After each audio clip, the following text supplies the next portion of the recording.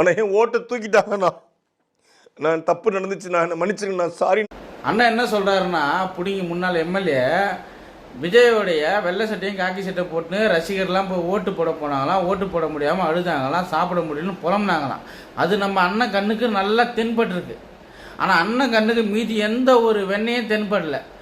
அவர் அங்கே அண்ணன் நொன்ன இருக்கார்ல சீமான் அவர்கள் வந்து பிரபுவை கட்டி பிடிக்கிறாரு. அண்ணன் நாய்க்கு எலும்பு துண்டு போடுற மாதிரி சைடில் நின்று கவிட்டு இருக்காரு.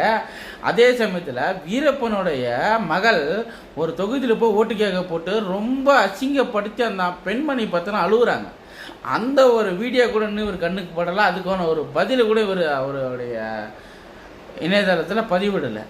அதுலேருந்து என்ன தெரியுதுன்னா, நாய்க்கு எங்கே எது என்ன கிடைக்குதோ அது மட்டும்தான் ருசியாக இருக்கும். அதனால் இந்த மாரி எலும்பு துண்டு போடக்கூடிய கவக்கூடிய நாய் இடத்துல நம்ம கொஞ்சம் பதமாக இருக்கணும்.